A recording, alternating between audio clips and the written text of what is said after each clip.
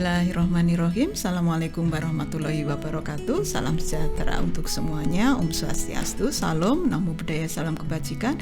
Dear Planologia, dari Planologiku Ilmu kali ini akan berbagi tentang proses penyusunan RDTR ya pada tahap persiapan sesuai dengan Permen ATR BPN nomor 11 tahun 2021 ya, dalam seri proses perencanaan. Nah, sebagai awalan ya untuk mempelajari proses penyusunan RDTR ini, kita pahami dulu dasar hukum penyusunan RDTR ya, karena adanya perubahan beberapa pasal yang ada di Undang-Undang 26 setelah lahirnya Undang-Undang 11 tahun 2020 tentang Cipta Kerja. Aturan pelaksanaan untuk penyelenggaraan penataan ruang juga berubah. Di dalam aturan pelaksanaan tentang penyelenggaraan penataan ruang terkait dengan RDTR ini, perubahan itu kita bisa lihat di pasal 54 dan pasal 85 ayat 1 ya, di mana ada hal besar yang berubah di pasal 85 ayat 1 itu, bahwa penetapan RDTR itu nanti dilakukan oleh bupati atau wali kota sesuai dengan persetujuan substansi oleh menteri melalui perkada. Nah, dari sini otomatis pedoman untuk penyusunan RDTR ini juga berubah dari Permen ATR nomor 16 tahun 2018 tentang pedoman penyusunan RDTR dan PZ Kabupaten menjadi Permen ATR BPN nomor 11 tahun 2021 tentang tata cara penyusunan peninjauan kembali RT/RW provinsi, kabupaten, kota, dan RDTR. Nah, khusus RDTR ini Planologia bisa membacanya di lampiran 4. Nah, di dalam Permen ATR BPN yang baru ini, RDTR ini nanti diarahkan terintegrasi dengan sistem OSS ya untuk perizinan, termasuk di dalamnya penyiapan basis data RDTR, dan RDTR nanti ditetapkan dengan perkada. Oke. Sebelum nanti kita bicara khusus pada poin ke-1 tahap persiapan, Planologia juga perlu memahami bahwa tahap penyusunan RDTR ini juga sangat panjang ya, ada 6 tahapan yang nanti Planologia harus lampaui, mulai tahap persiapan, pengumpulan data dan informasi, tahap pengolahan data dan informasi, tahap perumusan konsep RDTR, tahap pembahasan raperkada ya, di mana di dalam dua tahap ini ya, tahap 4 dan tahap 5 ya, terkait dengan tahap perumusan konsep RDTR dan tahap pembahasan ini, Planologia juga harus menyiapkan sistem RDTR digital ya, di mana nanti di dalamnya minimal ada pemetaan daftar kegiatan berdasarkan KBLI atau klasifikasi baku lapangan usaha Indonesia, dan penyiapan file database untuk PZ, dan terakhir nanti adalah tahap penetapan raperkada menjadi perkada. Khusus untuk hari ini ya, video kali ini nanti kita akan berbicara tentang tahap persiapan. Nah, tahap persiapan itu isinya apa saja ya? Tahap persiapan itu merupakan tahap penyiapan kebutuhan teknis dan non teknis ya, yang berupa penyusunan kerangka acuan kerja dan penentuan metode yang akan digunakan. Nah, KAK itu sendiri ya, sesuai dengan yang selama ini Planologia kenal, itu adalah dokumen perencanaan kegiatan yang memuat gambaran umum dan menjelaskan mengenai kegiatan yang akan dilaksanakan. Penyusunan KAK ini nanti ya akan terdiri dari 2 kegiatan, yaitu pembentukan tim penyusunan RDTR dan penyusunan rencana kerja. Nah, yang pertama pada tahap persiapan ini adalah tahap pembentukan tim penyusunan RDTR kabupaten atau kota. Itu ada 2 kelompok tim. Yang pertama adalah tim pemerintah kabupaten kota, khususnya dalam lingkup forum penataan ruang ya. Kemudian tim yang kedua adalah tim ahli dari penyedia jasa atau yang kita kenal dengan tim konsultan. Nah, tim konsultan ini diketuai oleh tim leader ya dari PWK dengan pengalaman minimal 10 tahun.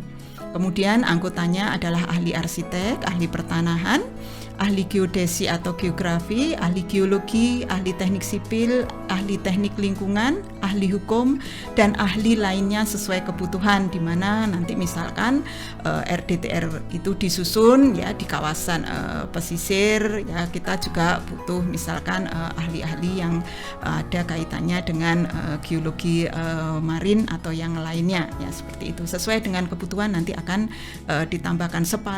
Semakin rumit penyusunan RDTR dengan kawasan-kawasan khusus yang butuh ahli khusus, maka tim ahli ini juga nanti akan lebih banyak anggotanya.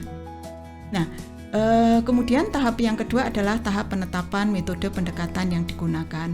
Pada tahap ini ada 4 poin penting yang planologia harus pahami. Yang pertama adalah tahap di kajian awal data sekunder ya. Jadi pada waktu penyusunan KAK ini perlu ada kajian awal data sekunder yang mencakup peninjauan kembali terhadap rencana tata ruang wilayah kabupaten atau kota, termasuk nanti di dalamnya KUPZ-nya juga harus benar-benar dilihat ya. Kemudian RDTR apabila sudah ada ya, baik RDTR yang sudah lama atau yang bersebelahan ya dalam satu lingkup kabupaten. Kemudian RTBL apabila sudah ada, kemudian dokumen rencana pembangunan jangka panjang daerah dan jangka menengah serta ketentuan sektor lain ya terkait dengan pemanfaatan ruang. Oke, kemudian yang kedua adalah penetapan wilayah perencanaan RDTR. Wilayah perencanaan RDTR ini merupakan bagian dari kabupaten atau kota yang akan atau perlu disusun RDTR. Wilayah perencanaan RDTR ini ditetapkan oleh kepala daerah, dan penetapan WP ini dapat mencakup wilayah administratif ataupun fungsional. Nah, khusus untuk penetapan wilayah perencanaan atau WP RDTR ini nanti Planologi Go Ilmu akan berbagi pada seri video lainnya, yaitu di seri MAP atau metode analisis perencanaan ya, sesuai dengan permintaan Planologia.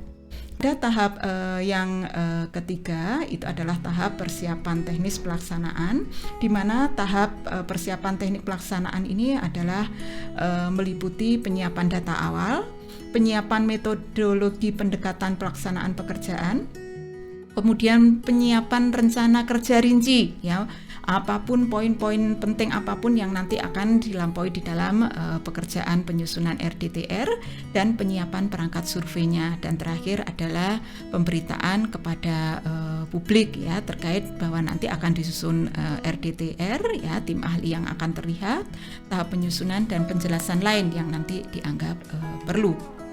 Nah, berikutnya adalah pemberitaan kepada publik perihal penyusunan RDTR. Nah, Planologia bisa menyampaikan kepada publik ya ini dengan banyak pilihan ya. Saat ini ada media digital ya, ada media massa, multimedia, pusat informasi, kegiatan pameran, kegiatan budaya ya, brosur, buletin, jurnal, buku, ataupun pertemuan-pertemuan terbuka dengan masyarakat ya.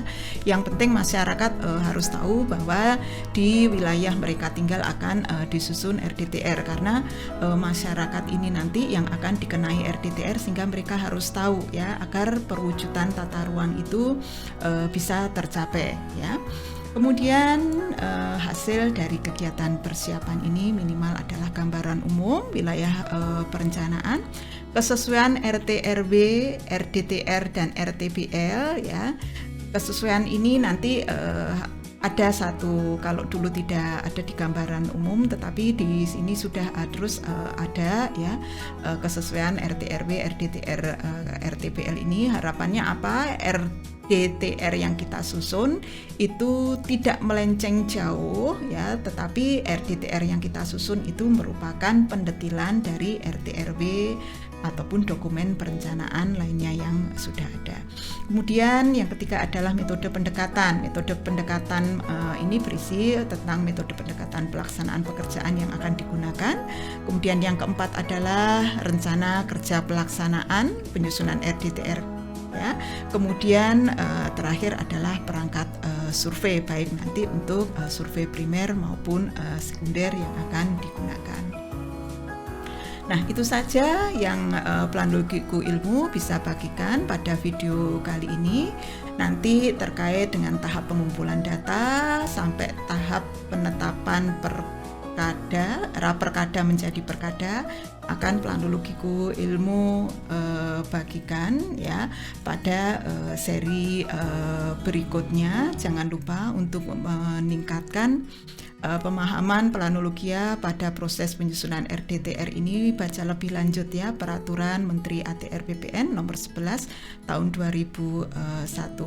Nah, untuk masukan-masukan kemudian kebutuhan-kebutuhan planologia yang lainnya, planologia bisa tuliskan di komen ya.